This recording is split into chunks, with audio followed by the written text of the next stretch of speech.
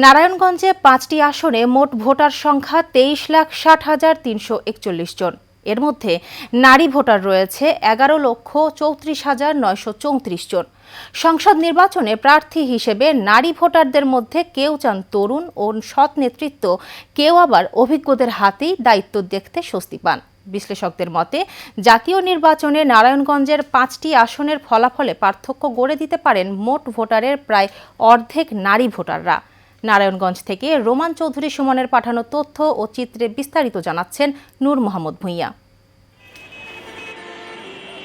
শিল্পনগরী হওয়ায় নারায়ণগঞ্জে কর্মজীবী নারীর সংখ্যা অনেক বেশি। মহিলা আইনজীবী, বিভিন্ন প্রাইভেট ফার্মে কর্মরত ও গার্মেন্ট নারী শ্রমিকদের সংখ্যা উল্লেখযোগ্য।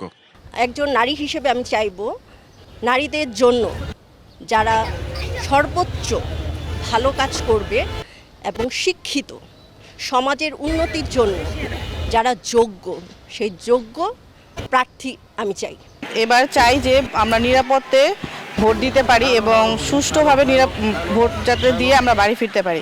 আসলে আমরা এমন একটা সরকার চাচ্ছি যে সরকারের দ্বারা আমরা নারীরা আমাদের ন্যায্য অধিকার বাস্তবায়ন করতে পারি। এখানে এরকম পানি জমবে না, তারপর রাস্তাগুলো অনেক উন্নয়ন করা হবে, রাস্তাঘাট ভাঙা আছে, এই রাস্তাগুলো ঠিক করা হবে।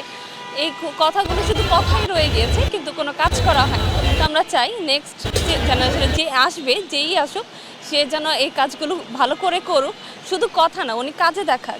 বিশ্লেষকদের মতে নারায়ণগঞ্জে মোট ভোটারের প্রায় অর্ধেক নারী হওয়ায় এবারে নির্বাচনে তাদের অংশগ্রহণ ও সিদ্ধান্তই নির্ধারণ করতে পারে নতুন নেতৃত্বের ভাগ্য। ফলে নারী ভোটারদের প্রত্যাশা ও চাহিদা গুরুত্ব না দিলে জয় পাওয়া কঠিন হয়ে পড়বে। নারায়ণগঞ্জের নারী বান্ধব অনেক কিছুই ঘাটতি রয়েছে। এই ঘাটতিগুলো ফিল আপ করা অবশ্যই রাজনৈতিক দলের কর্তব্য, কিন্তু নারীদের যে দীর্ঘদিনের যে চাহিদা, তাদের যে প্রত্যাশা, তারা একটি ভালো ভোট বা একটি সুন্দর সুষ্ঠু ভোট এর মাধ্যমে নারী অধিকার প্রতিষ্ঠা করার।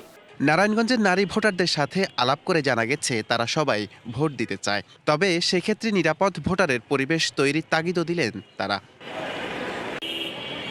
নূর মোহাম্মদ ভূঁইয়া, এশিয়ান টেলিভিশন।